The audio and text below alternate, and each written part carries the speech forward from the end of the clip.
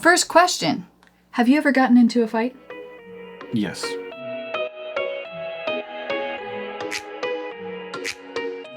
What's up, guys? Today we are following up our phrasal verb video with a conversation about fighting. So, my first question is obviously, have you ever been in a fight? There are like degrees of fighting I have had. Like with me and my brothers, I would say that we definitely fought a lot, but it was a lot of just like kind of getting on each other's nerves. Basically, we were trying to figure out if the other one was going to chicken out before like the fight actually happened.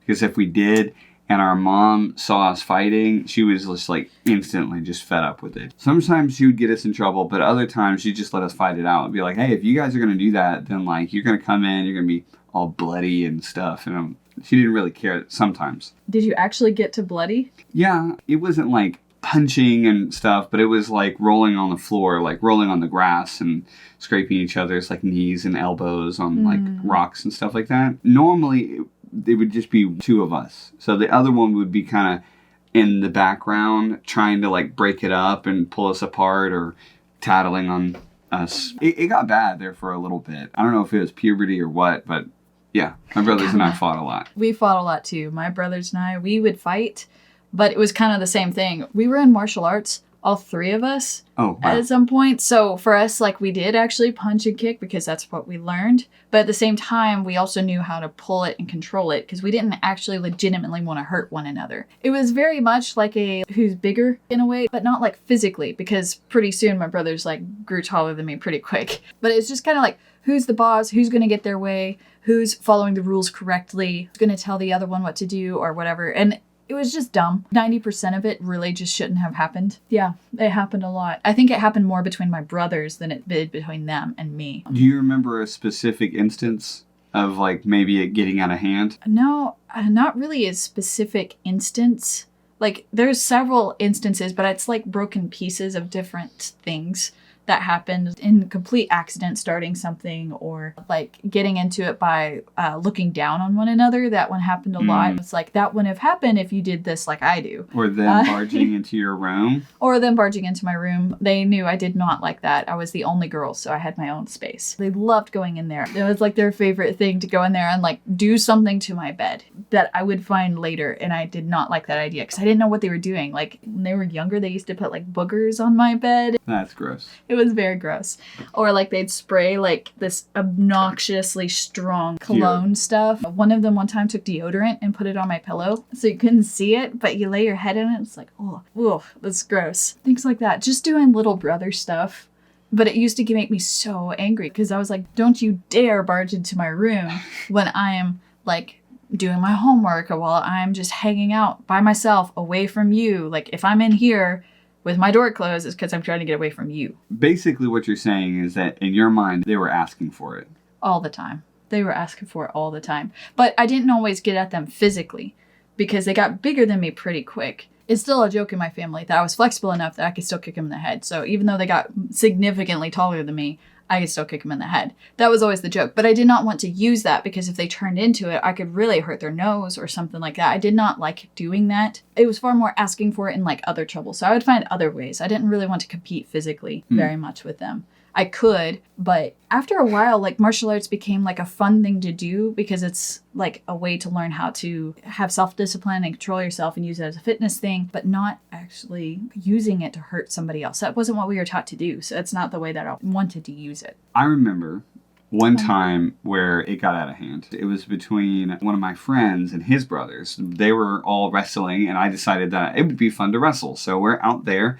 I don't know why we did this or thought it was a good idea. It was like right in the front yard of a cul-de-sac, like right in the front yard of a suburban house neighborhood. And we decided that like 8 of us were just going to like wrestle with each other, kind of one after another. Sounds like a terrible idea. It was a really bad idea. But it went okay until me and this other guy, we started wrestling, and he took it way too seriously. And he got offended because he felt like I was looking down on him. I don't know. But he started to turn the wrestling into an actual fight. And at that point, I was like just trying to like cool down.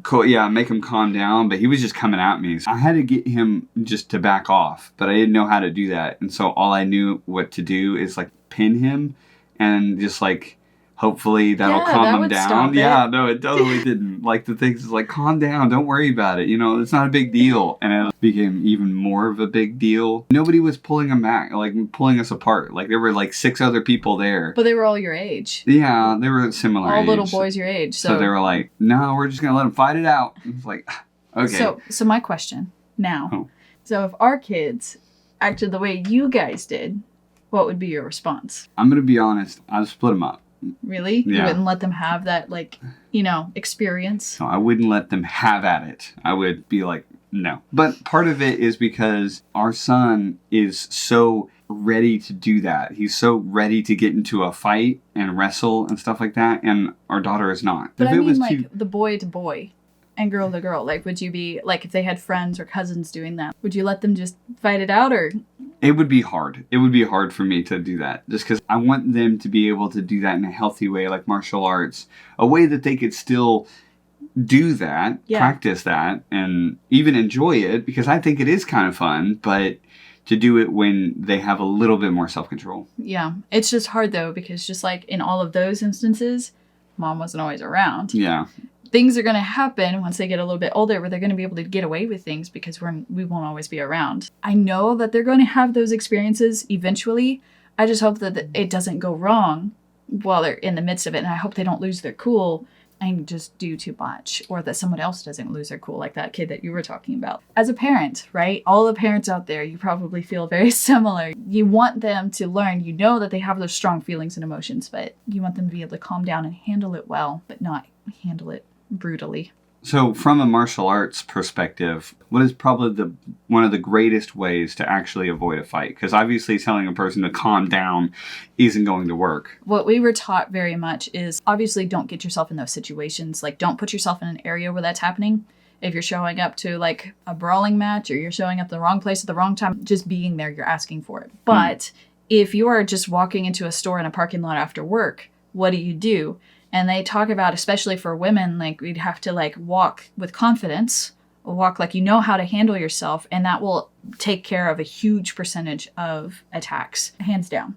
Hands down, it'll take care of a huge number of attacks, a huge percentage of attacks. They also talk about walking with like your keys in hand and like holding one thing so you can use it if you have to. Ideally you won't, but you can. And I know women specifically that have been jumped in parking lots and they were able to get away just because they had that key ready. They had something ready. Their hands weren't full of like stuff and a purse and all this stuff, but they were like, they had a key, they were ready. They were able to use that to protect themselves. At least just surprise and shock so that the guy lets go or whoever is attacking them lets go and they can get away. Another thing is just avoiding big vans, unmarked things, dark windows, things of that nature. There's a lot of things that you can avoid and take care of most of that. Yeah, so a lot of forethought. It's a lot of forethought. It's a lot of planning. It's a lot of forethought. And just don't go somewhere where you're inherently asking for trouble. What about when that conflict starts to happen? For me, obviously, I didn't handle it really well. But I'm just like, I just put this guy in, like, you know, a chokehold. And I just, you know, wait until he calms down. Yeah, you can't always run away, right? Yeah. Sometimes you can run away or avoid it that way. Sometimes you could just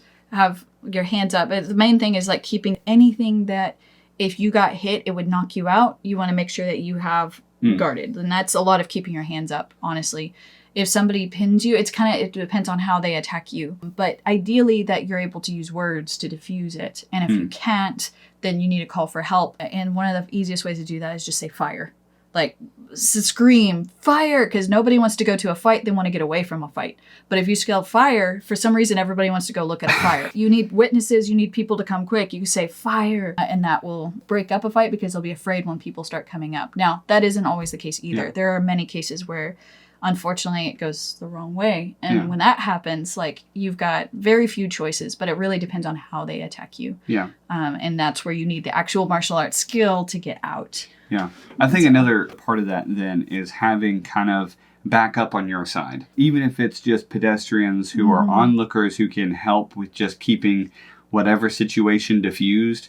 Like, I know here in America, you can have a thing where you can ask a police officer just to be there when you think a conflict is going to happen. Yeah. He's not going to do anything. He's not there to do anything. He's just there just in case something does happen. Right. If there's an instance where a boyfriend got too abusive, or he's got an anger problem or something, you can call the police and they will escort you to the house in order for you to be able to get your things to get out. It's not just boyfriend, but it's also husband or any case like that. Yeah. They will make sure that you're taken care of. Unfortunately, for that to be the case, there has to be some kind of substantiated excuse, like I feel unsafe because this has happened already once. You can't just call somebody and say, hey, I'm going to go grocery shopping and I don't feel safe in stores. That doesn't work that way. But you could call a friend and say, let's go together. Call friends, yes. And Americans are pretty understanding of that, thankfully. So not a way that I expected this conversation to go, but there you go. Yeah, that's part of natural conversation, right? When we use these phrasal verbs, we're not trying to